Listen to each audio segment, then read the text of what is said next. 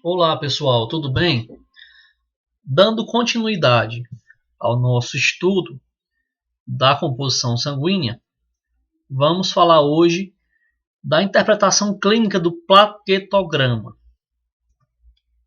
Bom, como nós vimos na aula de trombopoese, as plaquetas são formadas na medula óssea, né, a partir do citoplasma dos megacariócitos. São estruturas pequenas que têm de 1 a 3 micrômetros de tamanho, de diâmetro.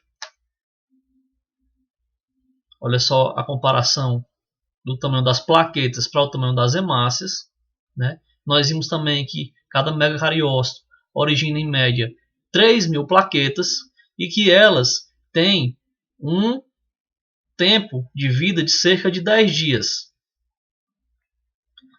Após esse período, quando elas perdem sua funcionalidade, estão envelhecidas, elas são removidas pelo baço e pelo fígado, por meio de fagocitose, através do sistema retículo endotelial. Como nós vimos também, ela apresentam em forma discoide, são fragmentos celulares que não apresentam núcleo, mas que no seu citoplasma apresentam grânulos, mitocôndrias, até mesmo reserva de glicose como fonte de energia. Pessoal, é importante que nós observemos alterações morfológicas que podem acontecer nessas plaquetas. As macroplaquetas são plaquetas de tamanho aumentado que, embora tenham uma interpretação inespecífica, ela reflete casos de ativação plaquetária, que pode acontecer em diversas situações, desde problemas cardiovasculares até problemas trombóticos ou mesmo doenças inflamatórias.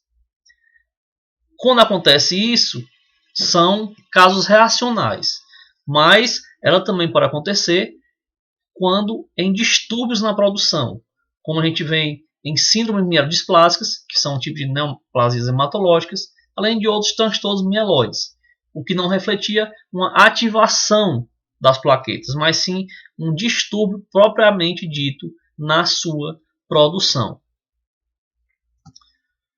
Outra importante alteração morfológica no tamanho das plaquetas é quando encontramos as chamadas plaquetas gigantes. A sua interpretação é semelhante à das macroplaquetas. Podem refletir uma situação de ativação plaquetária em distúrbios reacionais, como doenças inflamatórias, mas quando acontece a presença desse tipo de plaquetas, plaquetas gigantes, elas falam mais a favor de uma síndrome na produção mesmo, como a gente acontece nas síndromes mielodisplásicas e em algumas doenças como a síndrome de Bernard-Soulier, que a gente vai falar um pouquinho melhor mais adiante. Para ficar melhor caracterizada a diferença morfológica entre essas plaquetas, temos esse quadro comparativo aqui, onde a gente vê que a plaqueta normal tem um tamanho bem inferior ao das hemácias, as macroplaquetas têm um tamanho superior ao das hemácias normais, porém ela pode atingir até o tamanho de uma hemácia. Se passar do tamanho das hemácias, já é caracterizado como uma plaqueta gigante. Portanto, a diferença morfológica entre uma plaqueta gigante e uma macroplaqueta é através da comparação com as hemácias. Se for até o tamanho das hemácias, seriam macroplaquetas. Se o tamanho ultrapassar o das hemácias, seriam plaquetas gigantes. É importante que essas plaquetas sejam relatadas no laudo, porque elas sinalizariam ou uma ativação plaquetária ou mesmo podem sinalizar distúrbios na produção na medula óssea. Bom, vale relembrar também o importante papel das plaquetas na hemostasia, onde na hemostasia primária a função delas é estancar o sangramento, né? Isso acontece quando há o rompimento de um vaso, e o fator de von Willebrand, que é um fator de coagulação produzido pelos grânulos das plaquetas, ele adere ao subendotélio, servindo de ponte para a adesão das plaquetas, onde essas plaquetas aderidas ao endotélio secretam algumas citocinas, como por exemplo tromboxana 2, que promovem a agregação plaquetária, formando assim o chamado tampão primário. Consequentemente, nesse processo, ocorre a hemostasia secundária, onde essas plaquetas aderidas juntam-se a uma rede de fibrina produzida através dos fatores de coagulação na cascata de coagulação e tem-se então a formação do tampão hemostático secundário, ou seja, o tampão definitivo. Daí a importância das plaquetas tanto na hemostasia primária quanto secundária. Bom, no hemograma completo nós temos uma parte que é destinada à análise das plaquetas, é o chamado plaquetograma.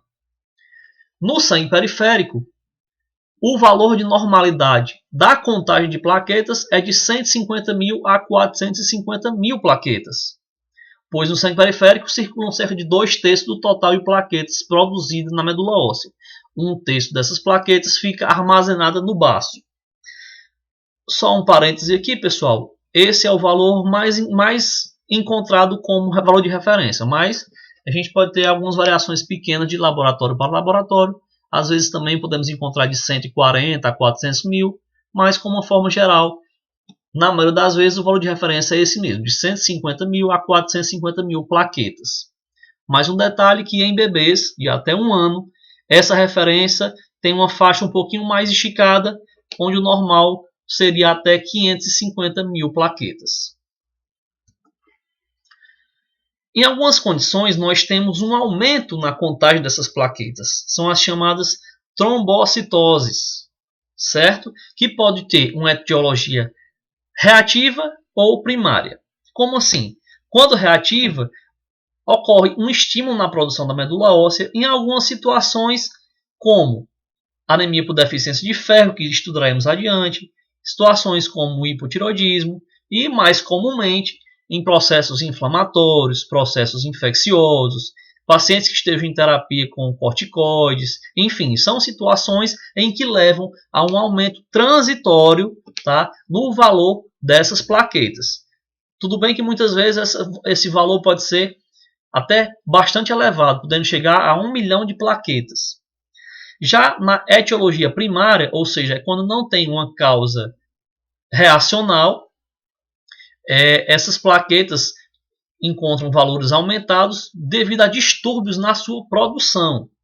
O mais clássico seria na trombocitemia essencial, que é um distúrbio mieloproliferativo crônico, caracterizado por uma proliferação descontrolada dos megacariócitos na medula óssea, onde nós podemos observar situações que a contagem de plaquetas é tão aumentada que pode ultrapassar a contagem de 2 milhões de plaquetas. Pessoal, fiz questão de botar essas imagens aqui para vocês de um caso que eu peguei recentemente na minha rotina e que ilustra essas alterações que nós estamos discutindo até o momento.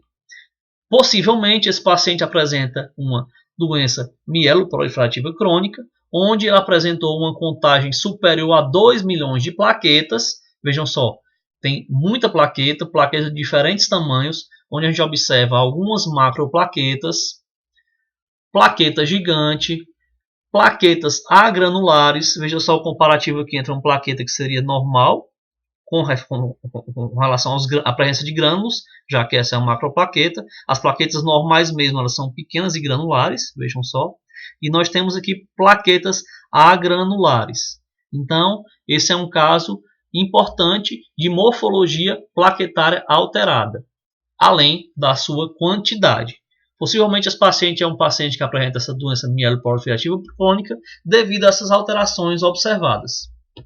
Também fiz questão de mostrar esse caso, porque pode ser que aconteça na nossa profissão de muitas vezes um clínico, um paciente indagar valores elevados de contagem de plaquetas, questionando se seria possível ou não. E está aqui um caso com mais de 2 milhões de plaquetas, mostrando que é sim possível ter valores até absurdos na contagem de plaquetas.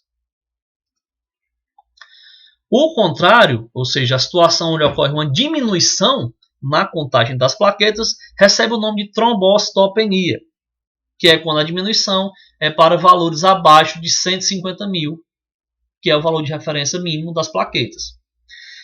Geralmente, quando há uma baixa considerável, acontecem também episódios hemorrágicos, como petequias, equimoses, hematomas, ou seja, o paciente pode apresentar sangramento de mucosas, mas isso vai acontecer geralmente quando abaixa bastante consideravelmente as plaquetas, para abaixo de 50.000, por exemplo.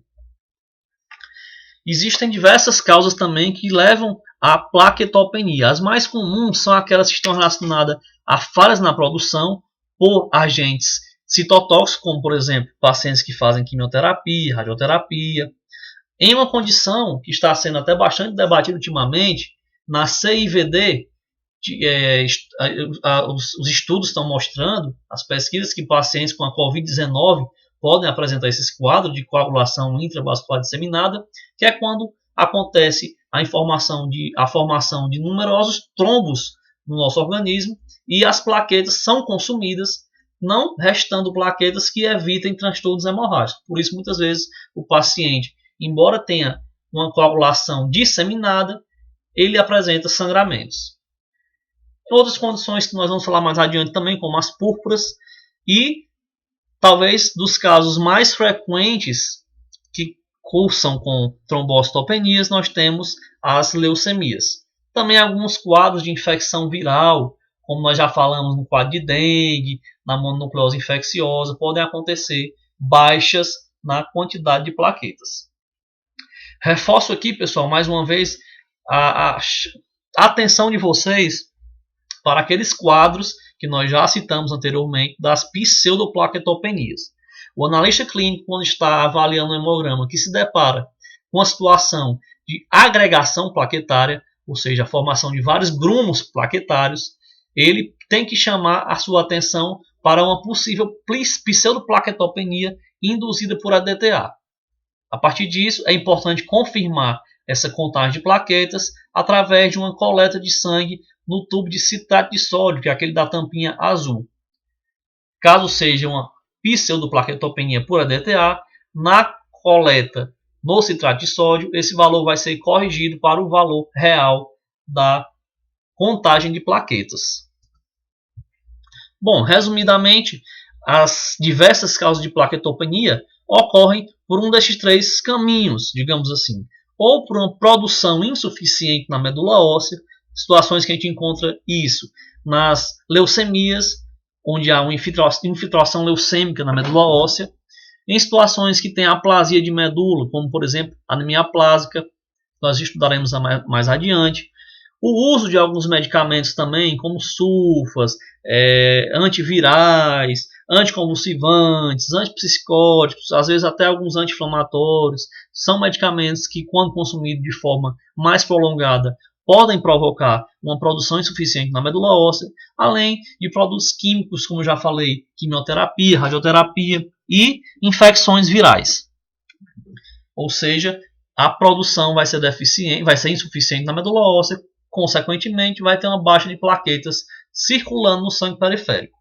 Uma outra rota que leva à plaquetopenia é da destruição aumentada, ou seja, embora a medula óssea produza essas plaquetas, há uma destruição no sangue periférico, muitas vezes causada por anticorpos contra essa plaqueta.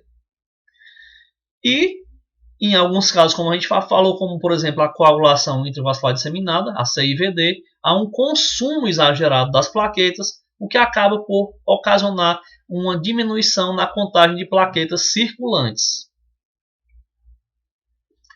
Falando um pouquinho melhor sobre essas conhecidas púrpuras, nós vamos falar desses dois tipos que são bastante conhecidos, a chamada PTI, ou púrpura trombocitopênica idiopática, que é um distúrbio adquirido onde as plaquetas são destruídas por autoanticorpos e ocasiona uma evidente plaquetopenia.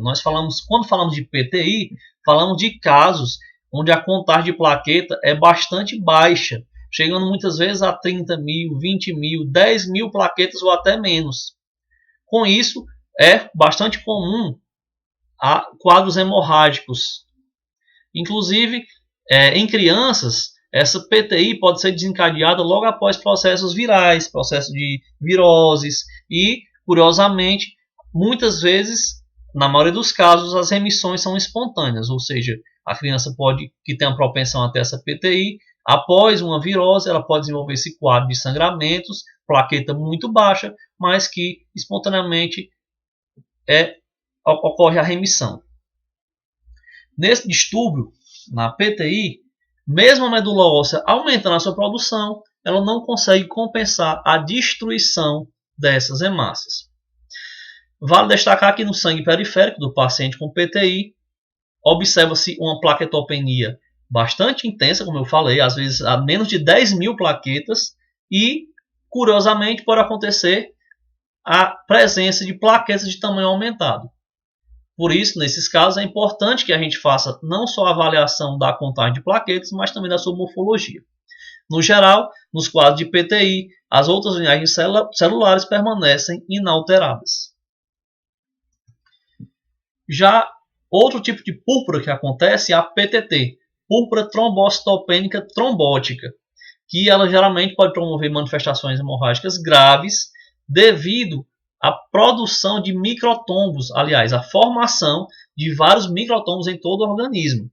Por conta dessa produção de microtrombos no organismo, pode ocorrer os chamados sinais de anemia hemolítica microangiopática, ou seja, hemácias podem aparecer com sua formação alterada, como por exemplo esquizócitos na forma de capacete, fragmentos de hemácias, são bastante comuns no paciente com PTT e sugerem, um atrito com as microfibrinas aderidas à parede dos capilares.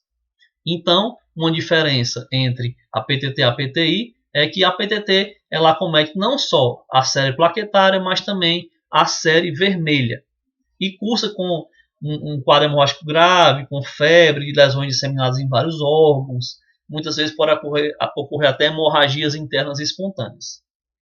A PTT é um distúrbio de plaquetas de causa não conhecida. Existem também alguns tipos de doenças que ocorrem prejuízo na função das plaquetas. Eu destaquei aqui duas que são as mais comentadas, mais conhecidas, mas que não são tão comuns assim. A síndrome de Bernard-Soulier é uma disfunção plaquetária que cursa com plaquetopenia e, curiosamente, a presença maciça de plaquetas gigantes no sangue periférico. Então, por isso que eu chamo a atenção de vocês a importância de nós relatarmos a morfologia alterada das plaquetas. Na síndrome de Bernard-Soulier, geralmente o paciente apresenta sangramentos, o sangramento nasal é o mais comum, mas também pode apresentar sangramento nas mucosas, hemorragia gengival. E os episódios de sangramento são mais graves quando acontecem procedimentos cirúrgicos, extração dentária. Por que eu chamo a atenção desse quadro de síndrome de Bernard-Soulier? Embora raro, vai acontecer o quê? Uma diminuição da contagem de plaquetas, onde o paciente pode apresentar sangramentos, como eu falei aí, após um processo cirúrgico, e que quando você vai ver a análise do sangue periférico dele, ele cursa com várias plaquetas gigantes. Outra doença funcional das plaquetas, uma bem rara, mas que é bastante conhecida, é da síndrome de Wiskott-Aldrich, que é o contrário da síndrome de Bernard-Soulier. Enquanto na Bernard-Soulier acontece uma presença maciça de plaquetas gigantes, na Wiskott-Aldrich existe o contrário, existe uma predominância de plaquetas pequenas, microplaquetas. Embora as plaquetas já sejam estruturas de tamanho bem pequeno, na síndrome de Wiskott-Aldrich elas são microplaquetas, são menores ainda. E é uma doença recessiva, caracterizada por essa presença maciça de microplaquetas, ocasionada por mutações genéticas, onde muitas vezes já na infância o paciente apresenta manifestações hemorrágicas. Na maioria das vezes a contagem é inferior a 70 mil. Mais uma vez, cito aqui a importância de um analista analisar a morfologia das plaquetas. Por exemplo, uma criança que apresente quadros hemorrágicos, plaquetopenia, quando você vai analisar o sangue periférico, você pode se deparar com microplaquetas. E, embora rara, a gente deve estar preparado para eventuais situações como essa.